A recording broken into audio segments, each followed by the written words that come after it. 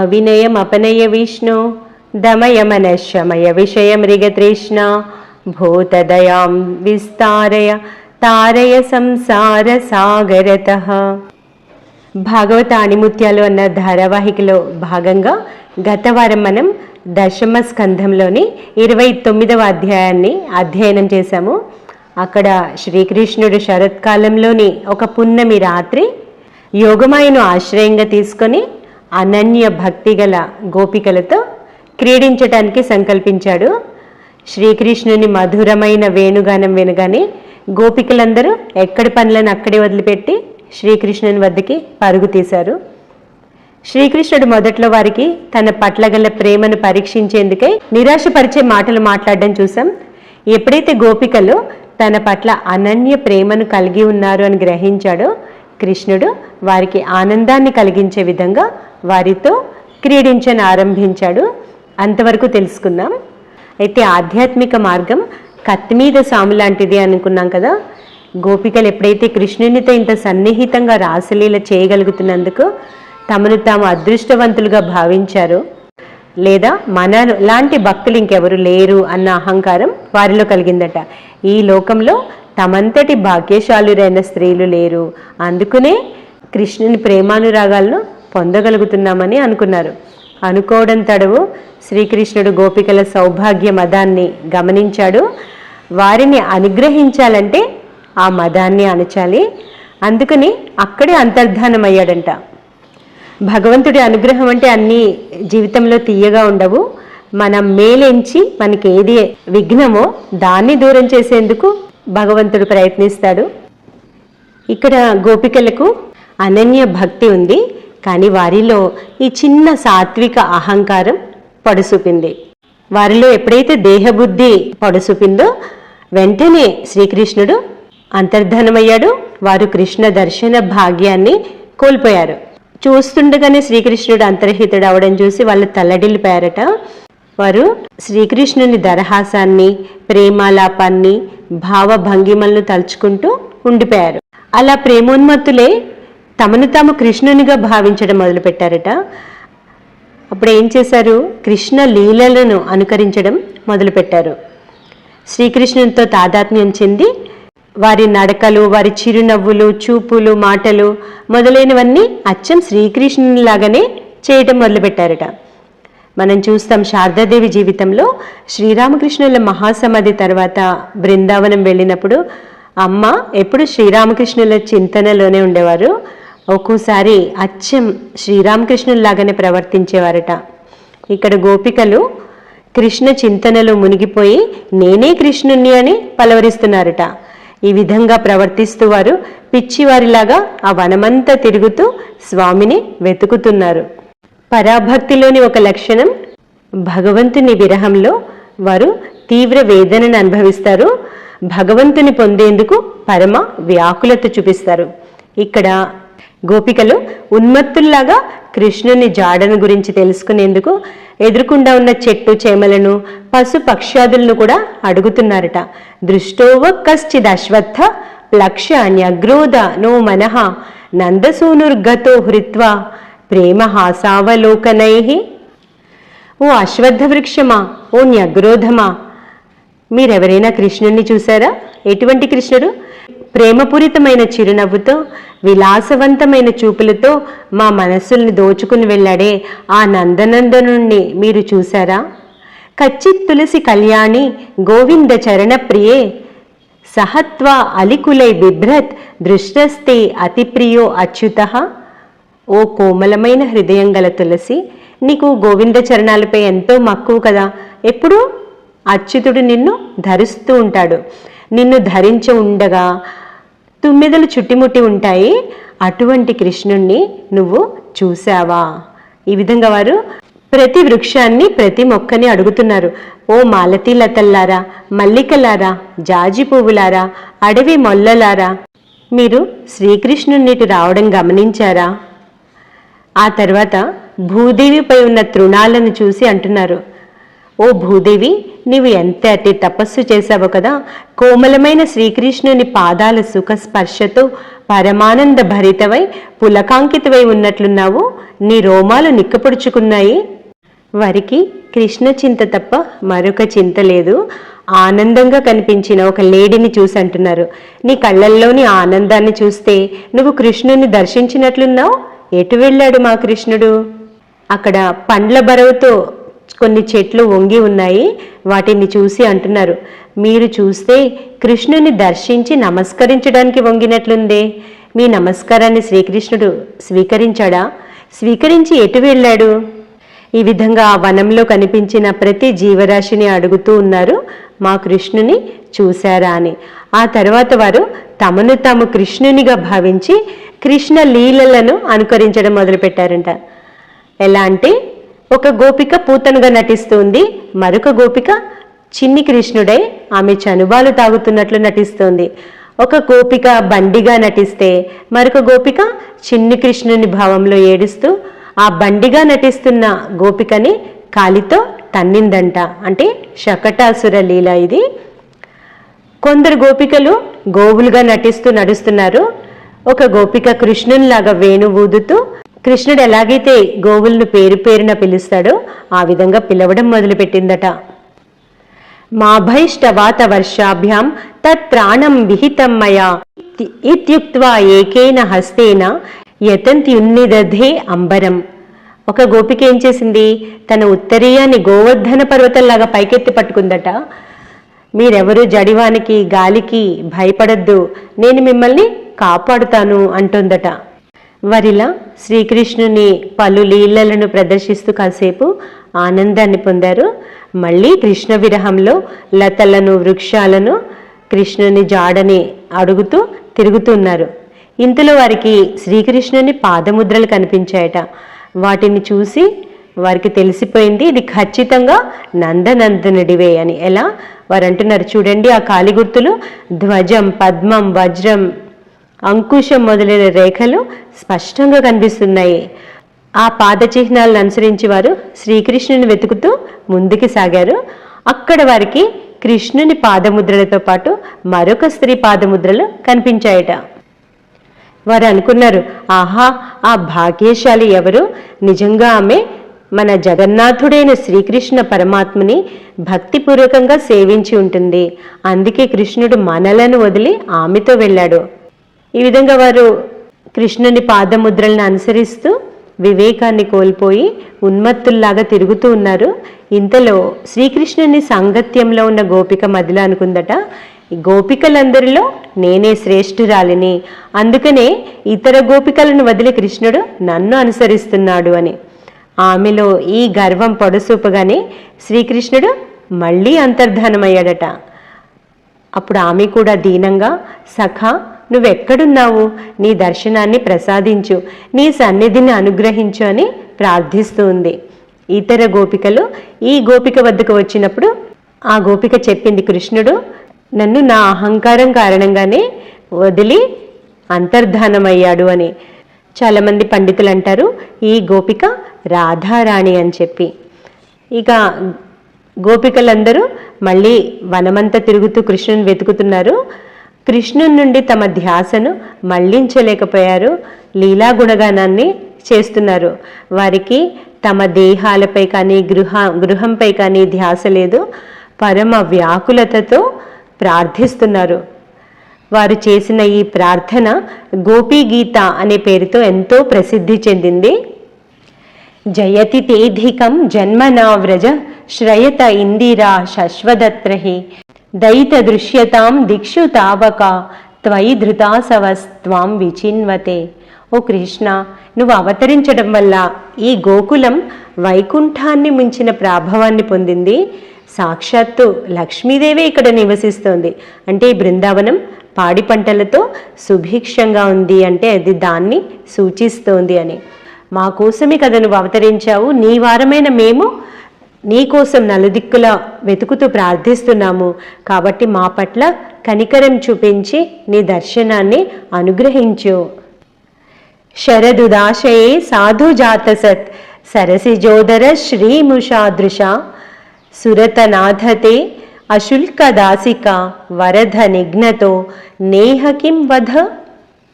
నువ్వు అందరికీ నిరంతరం ఆనందాన్ని ఇచ్చేవాడివి, మేము ఏ మూల్యం కోరని నీ దాసీలం. నీ దివ్య నేత్రాలు ఎలా ఉంటాయి, శరత్కాలంలో వికసించే కమల కాంతులకు సాటిగా ఉన్నాయి. అటువంటి నీ చూపులతో మా ప్రాణాలని నువ్వెప్పుడో హరించి ఉన్నావు. ఇది మమ్మల్ని వధించటమే సుమా. తర్వాత అంటున్నారు, విషజలాప్యయాత్ వ్యాల రాక్షసాద్ వర్ష మారుతాద్ వైద్యుతానలాత్ వృషమయాత్మజాత్ విశ్వతో భయాత్ రిషభతే వయం రక్షితాముహు. కృష్ణ, గతంలో నువ్వు మమ్మల్ని ఎన్నిసార్లు రక్షించావు. కాళీయుడు యమునా నదిని కలుషితం చేసినప్పుడు ఆ విష జలాల నుండి మమ్మల్ని కాపాడావు. ఇంద్రుడు కోపంతో జడివానలు సుడిగాలులు పిడుగులు కురిపించినప్పుడు నువ్వు గోవర్ధనగిరినెత్తి మమ్మల్ని కాపాడావు. దావానలం నుండి మమ్మల్ని రక్షించావు. వృషభాసురుడి నుండి, వ్యోమాసురుడి నుండి, అలా ఒకటెందుకు మాకు ఎదురైన పలు విపత్తుల నుండి పదే పదే మమ్మల్ని ఆదుకున్నావు.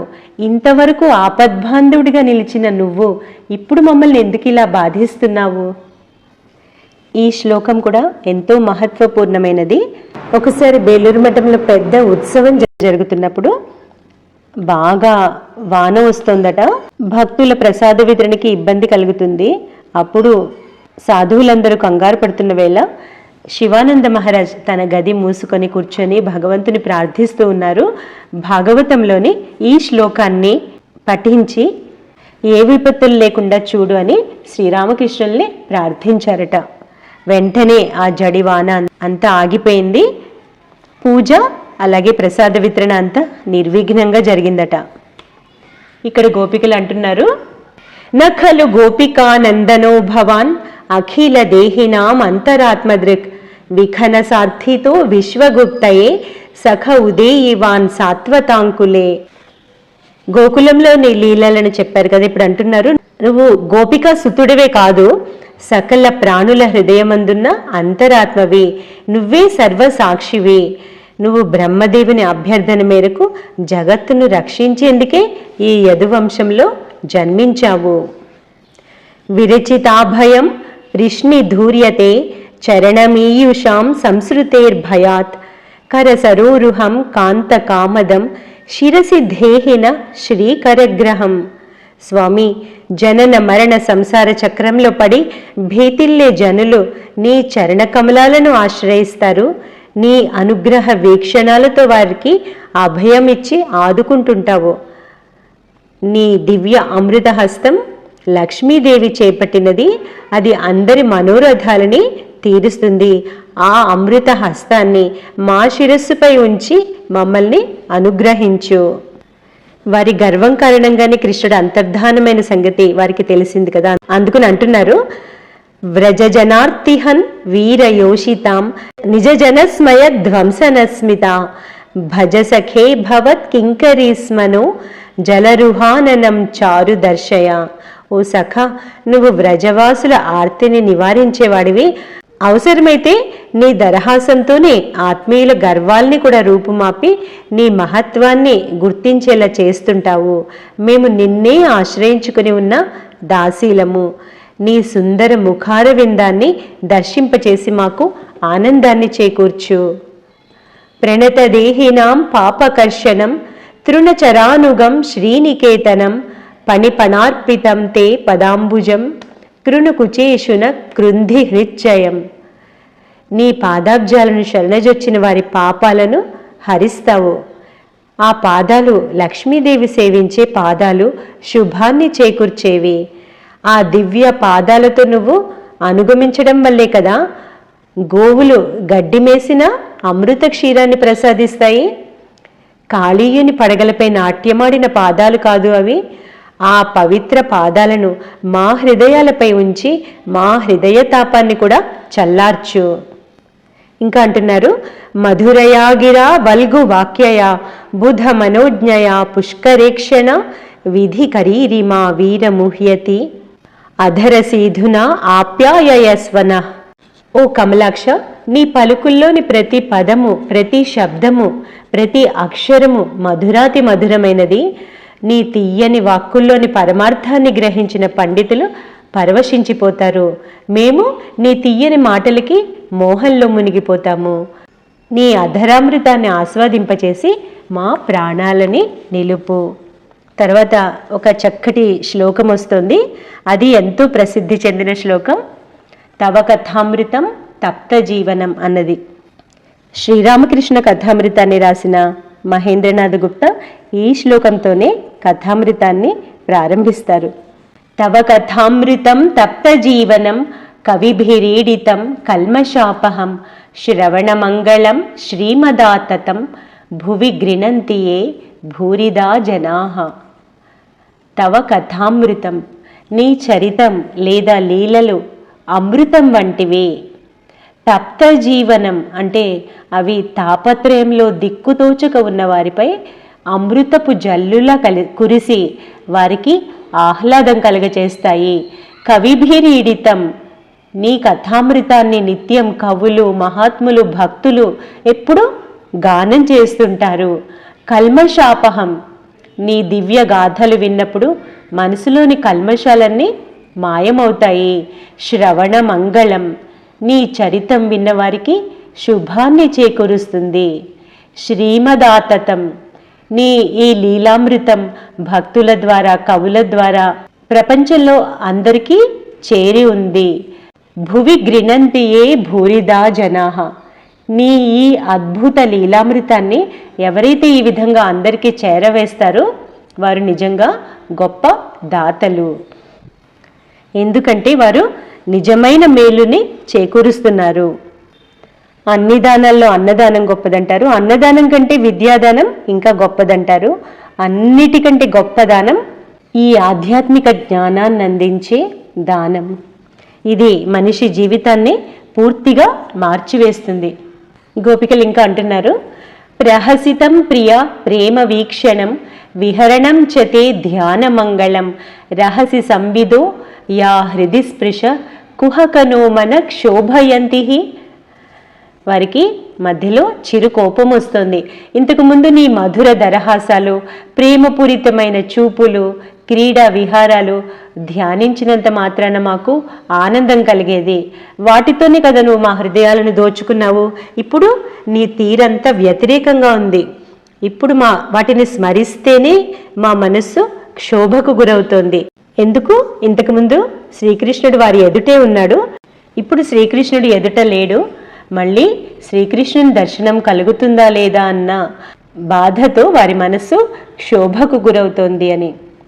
తర్వాత అంటున్నారు, చలసియద్ వ్రజాత్ చారయన్ పశూన్ నళిన సుందరం నాథతే పదం శిలతృణాంకురై సీదతీతిన కలిలతాం మన కాంత గచ్చతి.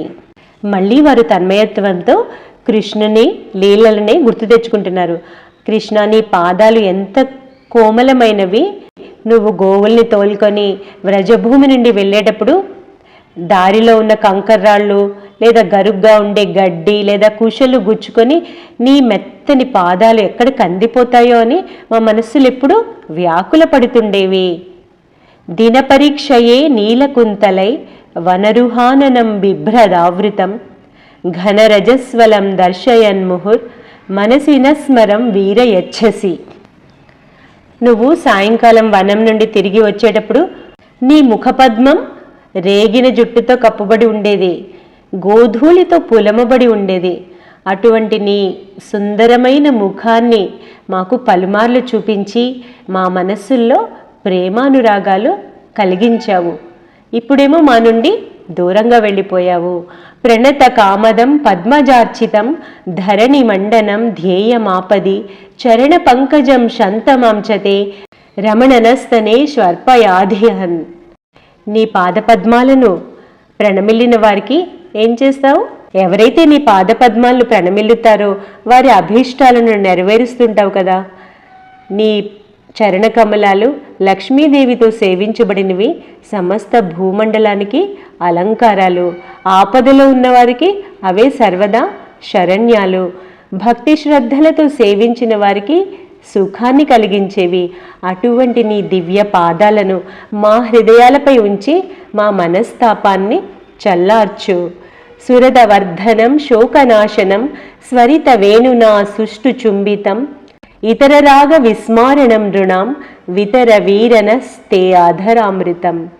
నీ అధరామృతం నిన్ను పొందాలనే అభిలాషను ఇంకా వృద్ధి చేస్తుంది, తాపత్రయ దుఃఖాలని తొలగిస్తుంది.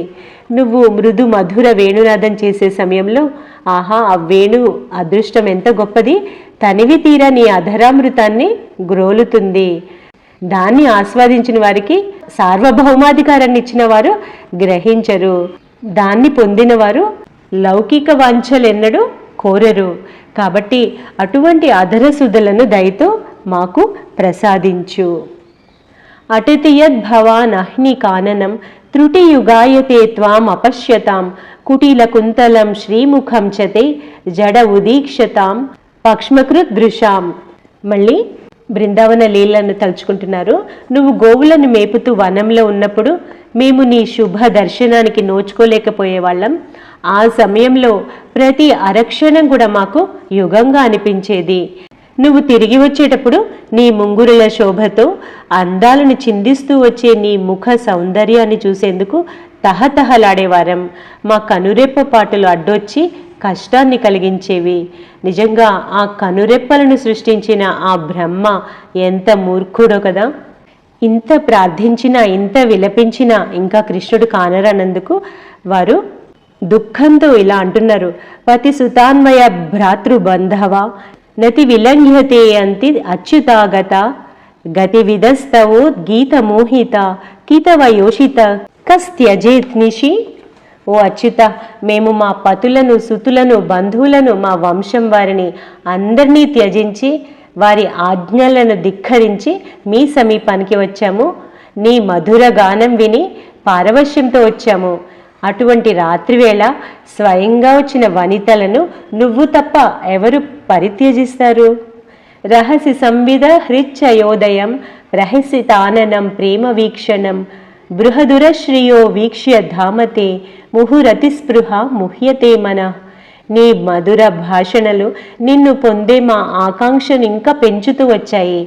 నీ దరహాసం, నీ క్రీగంటి చూపులు, లక్ష్మీ నివాసమైన నీ వక్షస్థలం తిలకించి మేము పులకించి ఉన్నాము. వాటిని గాంచినప్పటి నుండి నేటి వరకు నిన్ను పొందాలనే కాంక్షతో మా మనసులు మోహపరవశమై ఉన్నాయి. వ్రజవనౌకసాం వ్యక్తిరంగతే వృజినహంత్ర్యలం విశ్వమంగళం త్యజమనాక్షణ త్వత్స్పృహాత్మనాం స్వజన హృద్రిజాం యన్నిషూదనం. నీ అవతారం గోకులవాసుల దుఃఖాలను తొలగిస్తుంది, లోక కళ్యాణం చేస్తుంది. మా హృదయంలో నీపై మెండైన అనురాగముంది. మేమందరం నీ వారం. అలాంటప్పుడు మా అందరి హృదయ తాపాలను తీర్చగలిగిన దివ్యౌషధాన్ని కొంచెమైనా మా కోసం దయచేయి. ఇక్కడ దివ్యౌషధం ఏముంది?